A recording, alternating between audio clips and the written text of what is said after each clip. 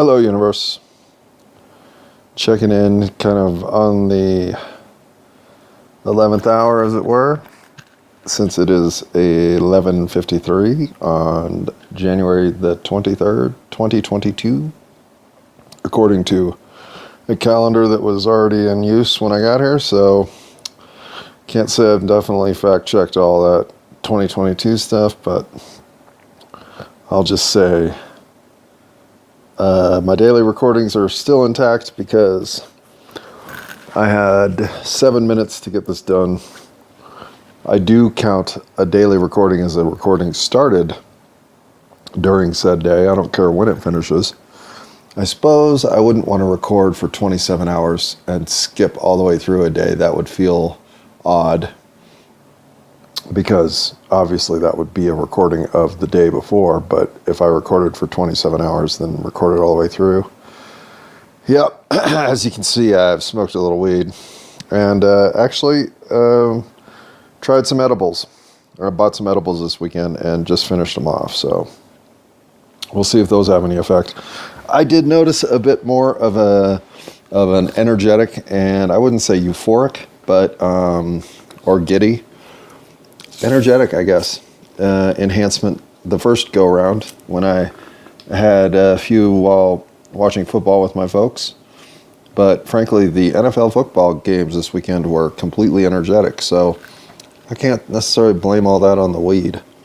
But I do know that if I don't take a drink of this Diet Mountain Dew, we're all going to be disappointed in the coughing fit that will eventually emerge.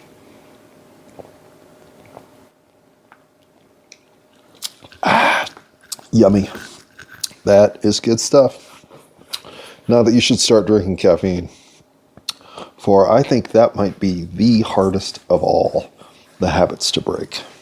And habits, addictions, the things that we are compelled to do, the compulsive behaviors that we cannot seem to unwind even when we know they are beating us up. That which seems to drive us forward without reason, cause, or justice, just keep doing this more and more and more. And believe me, I know what it's like to feel the surge of addiction inside your both brain and physiology. It is a compulsion with which I am completely familiar. And so I have to take myself to task today because, number one, I didn't manage my Diet Mountain Dew intake well enough to not have to burp just there, so taking myself to task for that, number one. Let's face it, that's more like number 114, but number one on my list of right now is I got a coworker who does like to bet on the sports event outcomes, and today was running the roller coaster ride that I have been on so many times, of both giving up, regaining hope, realizing unexpected windfall only to have it pulled out from underneath you within a matter of seconds. And yes, I speak of you LA Rams, who put Tom Brady in the wheelchair he deserves to ride around in these days. I'm not serious, Tom Brady. I actually really respect you. I think you are the greatest quarterback of all time. Hate to say it, but I do believe it. And I don't even really hate to say it. You seem like a pretty good guy. But can we please not see you in another Super Bowl, for God's sake? And God, you have nothing to do with this. I hope all those sidetracked and derailed conversational asides are now fully filtered. This poor guy, he's addicted. Because when I said to him that I was glad that Tampa Bay had lost, he's like, can't you just take one for a friend? And I said right back to him, stop gambling. There. That's what a friend should tell you. And he said, well, that's not going to happen. And it is going to happen because those who are in that position will eventually gamble everything away. Every single dollar they can get their hands on. And sports gambling is one of the worst because they take 10% right off the top. Like, you got to come in at 56% just to break even. And that's not easy to do. Try it. This time I don't mean try it like try being a dude who's sensitive. I mean try it. Go pick 40 games and pick them in a sport you think you know. Try to pick the winners in Vegas lines according to the odds and see if you can beat 55%. It's hard. And if you do it, even over a course of 40 games, that's an aberration. Because doing it over the course of 400 games is close to impossible. And so, the more he bets, the more impossible he makes the possibility of getting any of it back, until eventually he gives it all away. So the only way to win is to quit. And yet, if you're in the throes of the gambling grab, the worst part is that you will have some huge successes. Variance does that. It throws a day where everything you do goes right, or even a week at you, to the point that you can have a huge recovery. The kind of recovery that might even recover you fully from whatever depth you may have dropped. Now, this is a rarity. Most people just drop and drop. But there are magical days, magical weeks, magical runs. This happens in poker. It happens at a craps table. It happens at a blackjack table. It happens in sports gambling. It is nothing but variance working in your favor. In a run in which everything you touch feels like gold, it's simply that in which when you turn around and can't seem to figure out how to hit an 11 at a blackjack table and get anything but 16, those runs come too.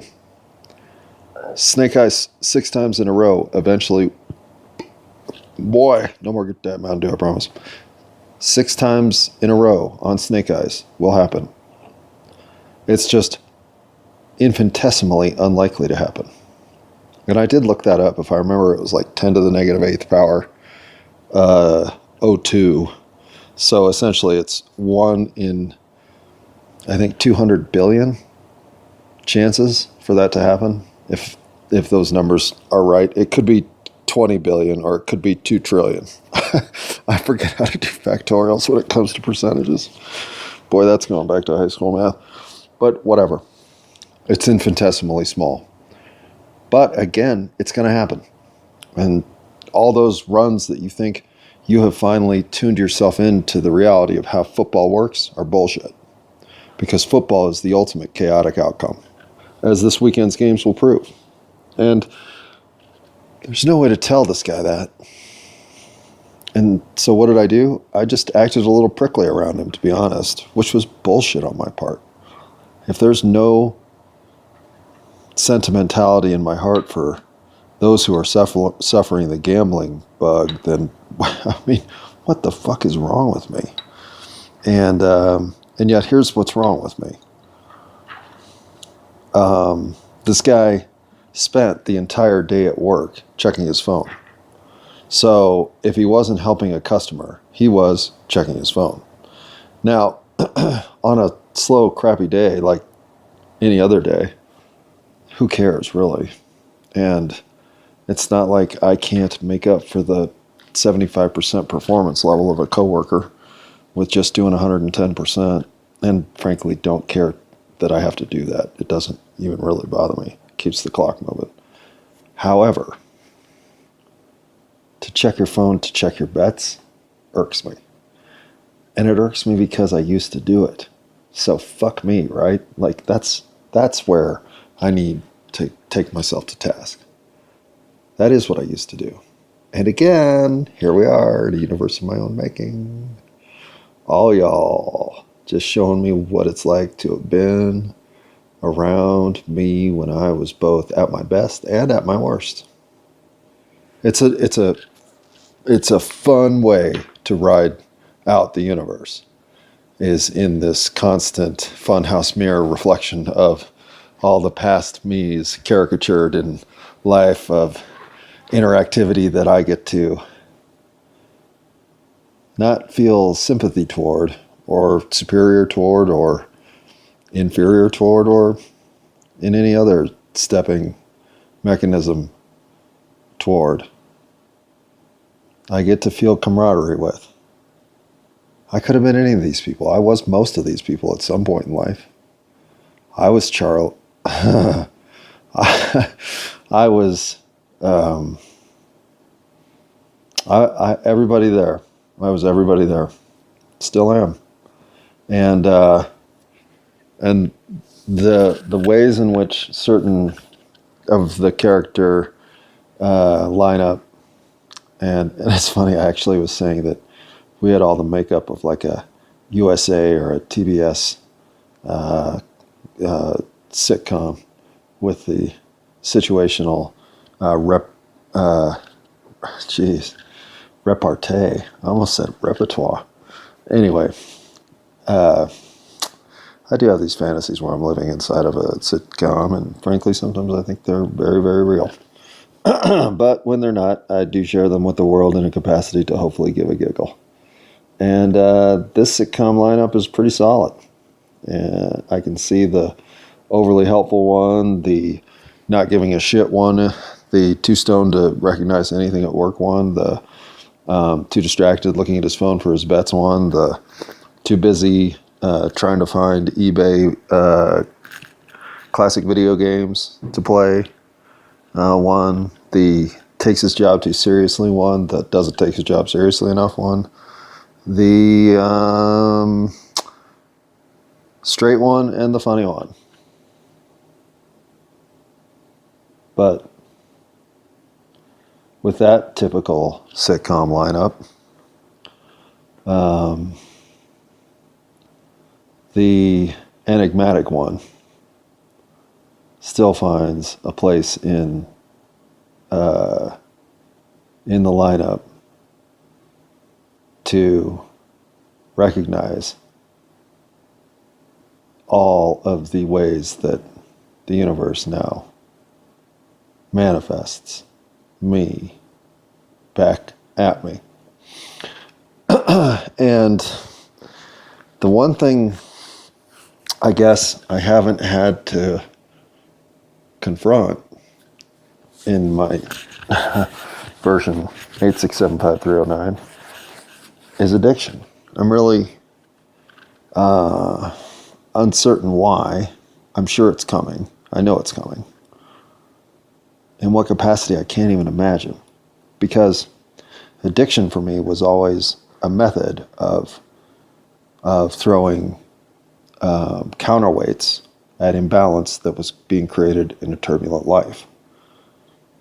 If I'm throwing everything in such chaotic disarray that I never know how the pieces are going to be lining up on a day-to-day routine, then at times driving myself into addictive behavior was the only consistency I could maintain. And that is a cycle in which you are only going to continue to fall until you break. And I knew it even as it was happening. I could sense that I was unmoored,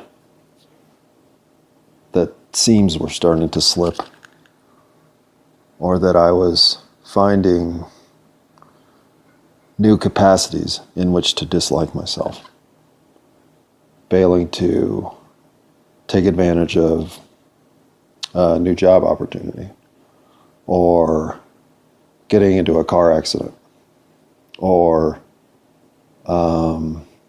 striking out with somebody who I really thought I had a crush on, or awkwardly walking home from somebody's room that I never should have spent the night at, whatever it may be. There are just times when I would talk myself into having failed, or at least finding ways to dislike myself, I guess. And I think a lot of it had to do with not ever being able to just commit to a path that was going to be rewarding, fulfilling, and secure. And if somebody had told me that all that was available as an electrician, I might have bought it and bought it hook, line, and sinker. I didn't know that the trades offered what they offered. So if you're listening to this and you don't understand what a good life it is to become a tradesman, go revisit those opportunities. They are awesome across the board. From plumber to electrician to carpenter to trim carpenter to finish carpenter to framer.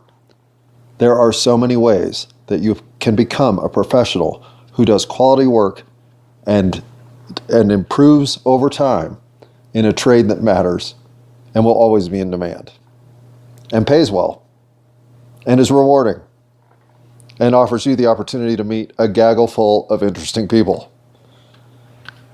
Just giving you a shot in the arm if you think college looks like a piece of shit, overpriced sales job. You might be right. Anyhow, you're welcome, Trades Association. It's international or national or recreational or ganja national, whichever you are, I'm there. Don't limit yourself to what they tell you success looks like. Success looks like whatever you will feel successful doing. And the trades are one place that I was sold a bill of goods that was wrong. Auto mechanic, there's another good one.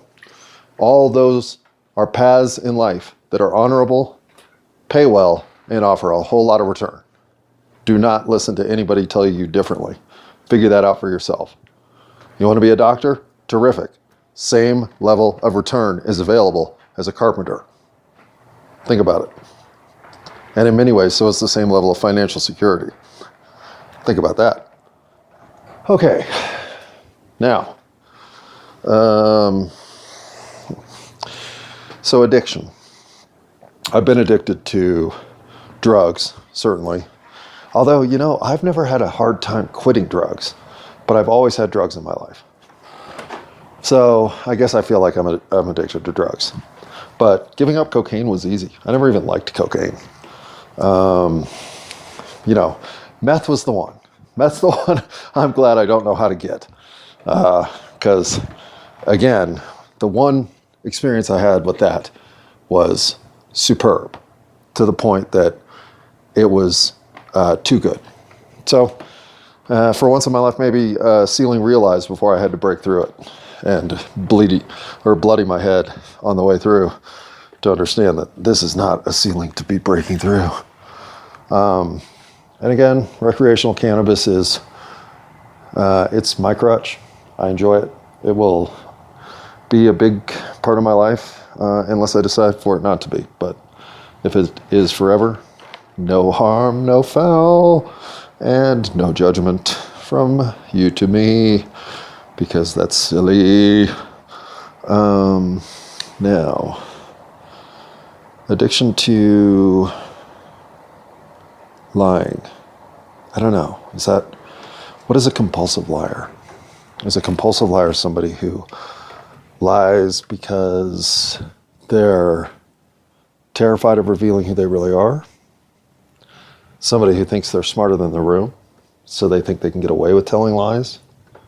Somebody who has learned to hide things somewhat in their family structure, which gives them some default rhythm of protecting themselves with schadenfreude and false realities, rather than upfront comeuppance and deserved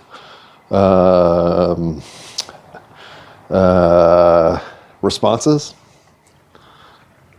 I guess all of the above.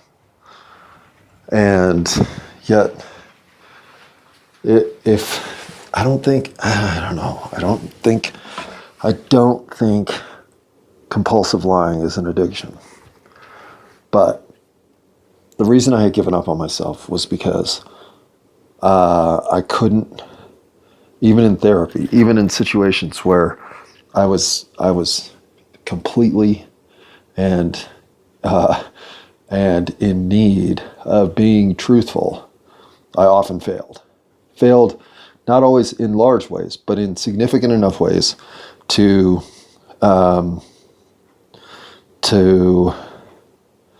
affect the outcome of whatever the behavioral or social or professional interaction therein was involved.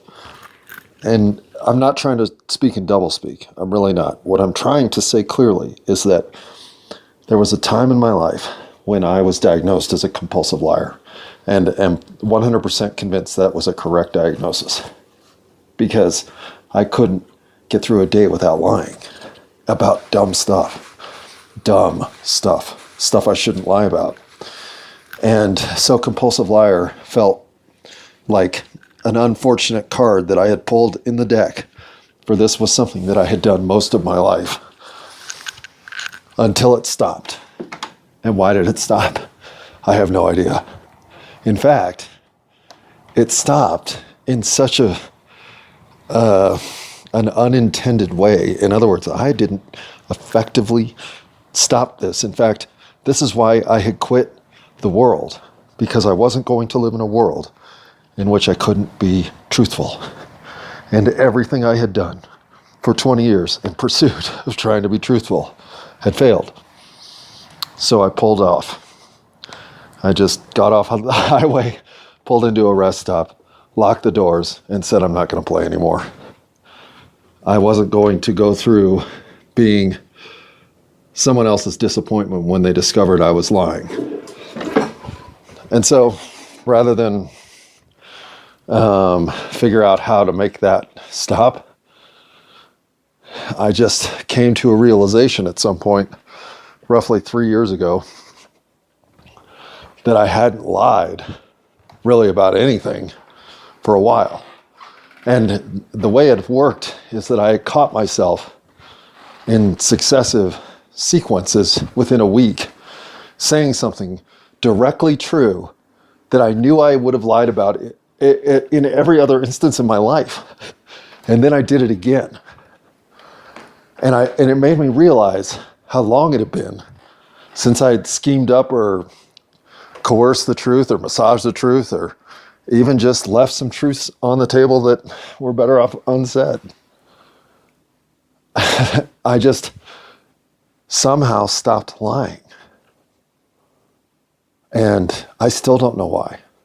So a big part of the Wate.Wut part of this project is I'm no longer addicted to anything as far as I know. And yeah, you can all say I'm addicted to pot, fine. I'll even give you that one. But I don't lie.